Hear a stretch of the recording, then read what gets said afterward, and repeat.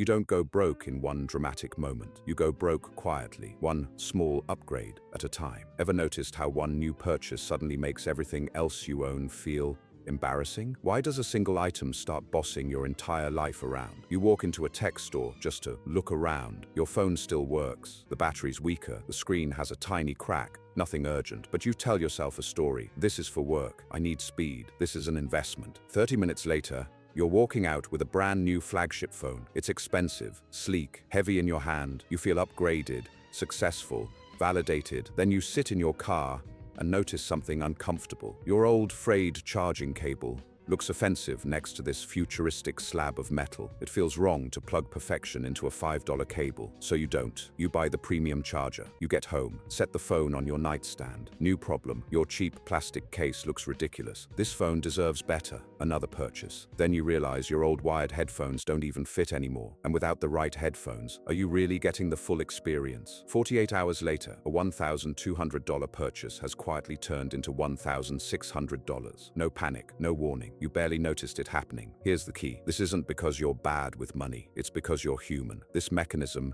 has destroyed more wealth than market crashes ever have. It explains why lottery winners go broke, why dream homes become financial nightmares. It has a name, and once you see it, you can't unsee it. Most people think they buy things because they want them. Today, I'm going to show you that you buy things because your other things demand them. To understand why, we need to go back 300 years. And yes, it all started with a bathrobe. In the 1700s, there lived a brilliant philosopher, famous, respected, and broke. He lived simply. Old rugs, worn furniture, a creaky wooden chair, and he was content. Then everything changed. He received a sudden fortune, a life-changing amount of money. So he did what any of us would do. He treated himself. He bought a luxurious scarlet bathrobe, expensive, elegant, a status symbol. He put it on and felt transformed. But when he sat down to write, something felt wrong. The robe was magnificent. The desk was scratched, stained, ugly. The contrast was painful, so he replaced the desk. Then the rug looked cheap. He replaced that too. Then the curtains didn't match. Then the chair. Then the art. He spent months upgrading everything in his life to match the robe, and when it was over, the money was gone. The comfort was gone too. He later wrote, "I was the master of my old robe. I became a slave to my new one." This is the Diderot effect. One new possession becomes the anchor. It raises the baseline of your life, and everything below that line suddenly feels unacceptable. Today, this effect is more dangerous than ever, because modern marketing is engineered to trigger it. Take fitness. You decide to get serious and buy an expensive exercise bike, but riding it in your old high school gym clothes feels wrong. So you buy the shoes, then the outfit, then the accessories, then you redesign the room. You didn't buy a bike, you bought an identity. That's the core psychology here. Identity consistency. We don't spend money for pleasure. We spend money to keep our story coherent. A high-status purchase changes how you see yourself, and that new self demands new surroundings. That's why fake it till you make it is financially toxic. If you buy the Rolex too early, it will demand the suit, the car, and the lifestyle that bankrupts you. Here's the scary truth. Upgrades are often downgrades in disguise. A brand new white couch doesn't give you comfort. It gives you anxiety. You stop living freely. You start protecting the object. You become a museum curator instead of a resident. So how do we stop this? First, calculate the chain reaction cost. Not, can I afford this item? But what else will this item require? Second, one in, one out. If something new enters your life, something old must leave. No accumulation, no shrines. Third, strategic downgrading.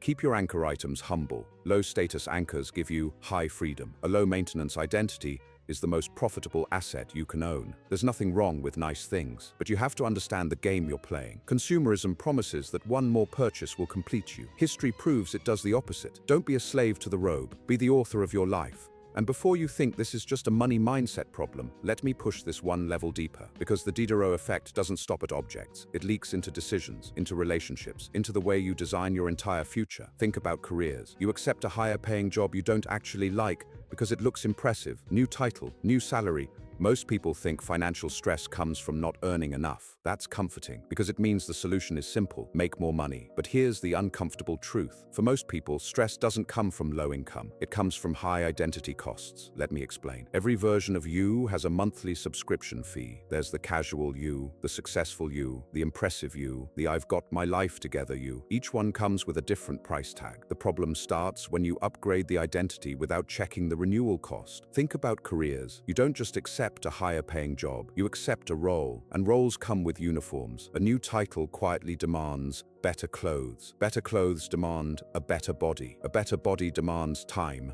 money, and energy. Then the job demands availability. Availability demands living closer. Closer living demands higher rent. Suddenly, the raise didn't buy freedom. It bought fragility. But that identity comes with requirements. Now you need nicer clothes. You need to live closer to work. You need a better car to match the parking lot. Suddenly, the raise didn't give you freedom. It locked you into a more expensive version of the same life or relationships. You upgrade your lifestyle, and without saying it out loud, you start expecting everyone around you to upgrade too. Different restaurants, different vacations, different conversations. Old friendships begin to feel out of sync, not because they changed, but because your anchor item did. This is how lifestyles inflate faster than income, not because people are greedy, but because consistency is addictive. Here's the trap nobody warns you about. Once your baseline goes up, it almost never comes back down voluntarily. That's why people would rather stay stressed than downgrade. Why they'll work jobs they hate to protect a version of themselves they didn't even consciously choose. Let me say this clearly. You don't rise to the level of your income. You fall to the level of your anchors. That's why two people earning the same money can live completely different financial lives. One chooses humble anchors, the other chooses shiny ones. Same income, wildly different freedom. And this is where real wealth actually comes from. Not higher income, not better investments, but fewer things demanding upkeep. Every object you own